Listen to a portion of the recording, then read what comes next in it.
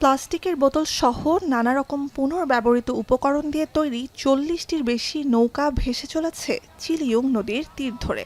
বিশ্বের অন্যতম দূষিত নৌপথ বলেই বিশ্ব নদী দিবসে এমন প্রতীকী নৌযাত্রা চিলিয়ংয়ে।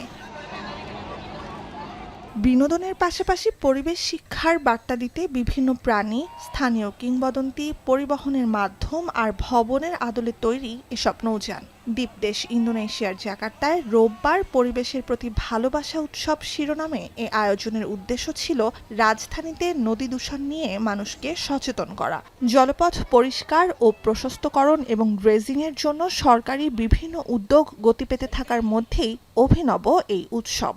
Bagus sih memanfaatkan dari bahan-bahan bekas nih kayak aqua gitu. Bagus. Lebih lebar sih, lebih bersih sih, lumayan. Bukannya terlalu bersih tapi lumayan bersih. Tapi sekarang lebih enak buat di pemandangan. Makin rame ya buat pariwisata. Jadi buat menggerakkan ini juga ya UMKM.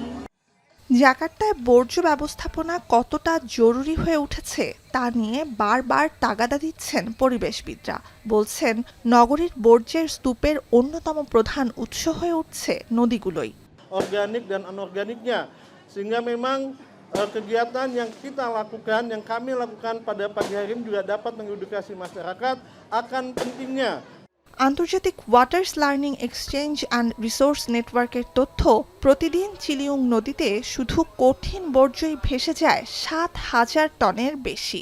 জাকার্তার বর্জ্য অব্যবস্থাপনার প্রতীক হয়ে উঠেছে এই নদীটি। জীবন জীবিকার উৎস আর বন্যার পানি নিষ্কাশনের পথ বের করতে নদীটিকে সচল করার প্রক্রিয়া চলমান। নুজহাত কামাল, এখন বিশ্ব।